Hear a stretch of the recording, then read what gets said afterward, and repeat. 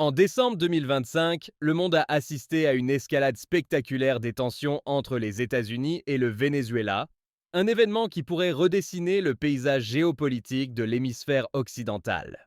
Le président américain Donald Trump a annoncé un blocus naval total et complet des pétroliers vénézuéliens sanctionnés, une mesure sans précédent depuis plusieurs décennies.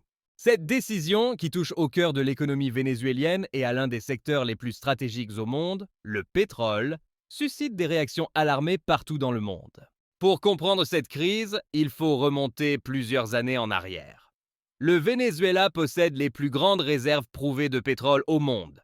Pourtant, malgré cette richesse naturelle, le pays traverse depuis plusieurs décennies une profonde crise économique et sociale.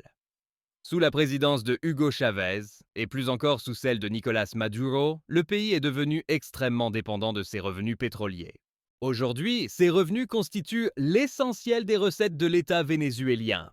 Mais la production pétrolière a chuté dramatiquement en raison de la mauvaise gestion, de la corruption, d'une infrastructure en partie défaillante et des sanctions internationales.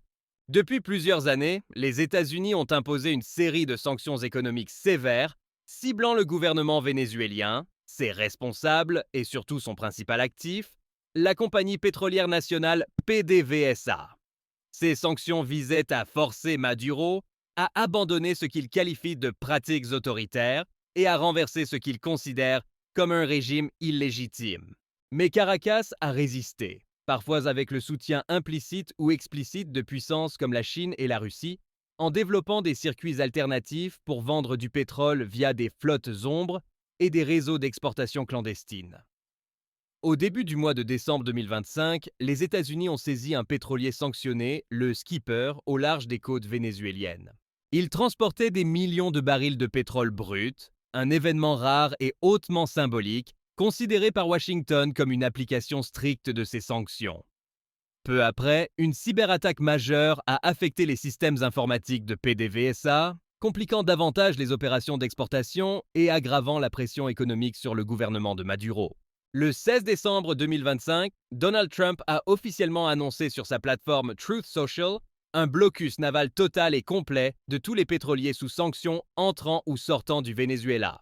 Selon lui, cette mesure resterait en vigueur jusqu'à ce que Caracas restitue ce que les États-Unis considèrent comme des avoirs volés, y compris du pétrole, des terres et d'autres ressources. Trump a également désigné le gouvernement vénézuélien comme une organisation terroriste étrangère, arguant que les revenus pétroliers alimenteraient le trafic de drogue, la traite d'êtres humains et d'autres activités criminelles. Contrairement à ce que certains médias appellent un blocus traditionnel, qui impliquerait l'arrêt complet de tout trafic maritime, la mesure américaine cible spécifiquement les navires sanctionnés, c'est-à-dire ceux figurant sur des listes noires établies par le gouvernement américain. Ces navires ne sont plus autorisés à entrer ou sortir des eaux vénézuéliennes. Washington s'appuie pour cela sur une présence militaire accrue dans les Caraïbes, comprenant plusieurs navires de guerre et une surveillance maritime intense, bien que la forme exacte et les modalités détaillées de l'application restent floues. Cette démarche ressemble à un blocus de fait, car en ciblant l'ensemble des pétroliers qui assurent la grande majorité des exportations vénézuéliennes, elle empêche en pratique la plus grande part de la production pétrolière de quitter le pays. Le gouvernement vénézuélien a réagi avec véhémence. Dans une déclaration officielle, Caracas a qualifié la décision américaine de menace grotesque contre la souveraineté nationale, affirmant que les États-Unis tentaient de voler les richesses naturelles du Venezuela et de violer le droit international. Les autorités ont déclaré que le Venezuela poursuivrait ses opérations pétrolières normalement malgré le blocus, soulignant que des pétroliers continuent de naviguer et d'exporter avec sécurité. Le secrétaire général de l'ONU, Antonio Guterres, a appelé à la retenue et à éviter toute nouvelle escalade. Il s'est entretenu par téléphone avec Maduro pour désamorcer la crise et a insisté sur le respect du droit international et de la liberté de navigation. Certaines nations latino-américaines et alliées du Venezuela ont dénoncé la décision américaine comme une ingérence impérialiste, tandis que d'autres appellent à une solution diplomatique. Ce qui se joue aujourd'hui ne se limite pas à une simple dispute commerciale. Les enjeux sont multiples, profonds et potentiellement explosifs. Le Venezuela, bien qu'en crise, possède des réserves pétrolières énormes. Même si sa part dans la production mondiale est devenue relativement modeste, toute perturbation de l'approvisionnement inquiète les marchés. Après l'annonce du blocus, les prix du pétrole ont connu une légère hausse, signe que les marchés anticipent une incertitude sur l'offre. Des experts affirment que si le blocus venait à restreindre significativement les exportations vénézuéliennes, les revenus du pays s'effondreraient, ce qui accentuerait encore la crise économique interne.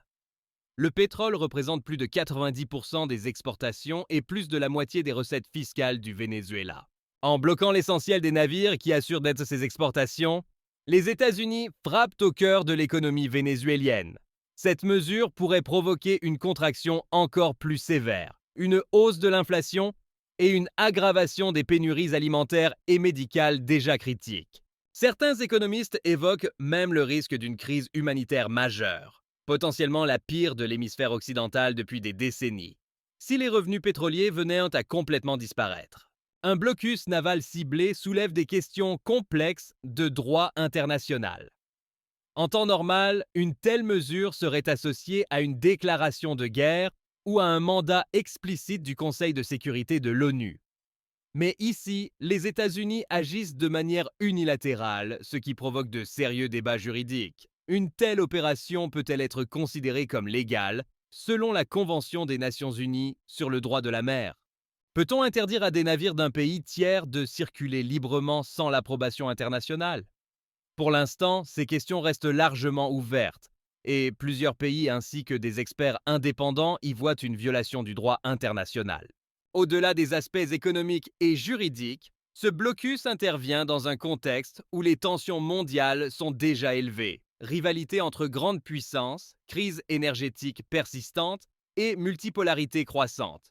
Si d'autres pays venaient à soutenir Caracas, une confrontation par procuration pourrait émerger, ce qui augmenterait les risques d'une crise internationale plus large. Un blocus naval, même ciblé, implique une présence militaire accrue dans une zone maritime sensible. Si un navire vénézuélien ou allié tente de forcer le blocus ou si un incident survient entre forces navales, le risque d'une confrontation armée augmente considérablement. Un incident isolé pourrait rapidement dégénérer en une crise plus grave, entraînant des pertes humaines et un passage à une guerre ouverte. Ce blocus pourrait inciter d'autres pays, notamment en Amérique latine, à renforcer leurs propres alliances ou oppositions aux États-Unis. Certains gouvernements pourraient se rapprocher davantage de Caracas, Moscou ou Pékin, cherchant à contrebalancer l'influence américaine. Cette polarisation pourrait durcir les lignes dans la région. Les prix du pétrole sont sensibles à toute perturbation réelle ou anticipée de l'offre. Si la crise s'aggrave, cela pourrait avoir des répercussions sur les économies importatrices d'énergie, qui devraient chercher d'autres sources d'approvisionnement potentiellement plus coûteuses. Cette dynamique pourrait renforcer l'inflation dans certains pays ou modifier les routes commerciales énergétiques mondiales. À ce stade, plusieurs trajectoires possibles se dessinent. Une issue pacifique impliquerait des négociations internationales, probablement sous l'égide de l'ONU, où des concessions mutuelles seraient faites pour réduire la pression et lever progressivement le blocus. Cela nécessiterait une volonté des deux parties. Difficile mais pas impossible. Le blocus pourrait se poursuivre avec une pression internationale croissante, sans confrontation militaire directe mais en maintenant une forte présence navale dans la région. Cette trajectoire prolongerait l'incertitude économique et politique. Dans le pire scénario, un incident en mer ou une rupture diplomatique totale pourrait conduire à une crise militaire plus large, impliquant d'autres puissances régionales ou mondiales. Cela aurait des conséquences incalculables pour la paix et la sécurité internationale. Le blocus naval américain des pétroliers vénézuéliens est bien plus qu'une simple mesure économique. C'est un moment décisif dans les relations internationales du XXIe siècle. Il combine des éléments d'économie, de droit international, de géopolitique et de sécurité mondiale. Les décisions prises aujourd'hui auront des répercussions durables sur le Venezuela lui-même, sur les États-Unis et sur l'équilibre des puissances à l'échelle mondiale. Quoi qu'il arrive, le monde retient son souffle. Cette crise nous rappelle que les ressources naturelles, notamment l'énergie, restent au cœur des rivalités géostratégiques et que les décisions des grandes puissances peuvent affecter des millions de vies parfois à des milliers de kilomètres de distance.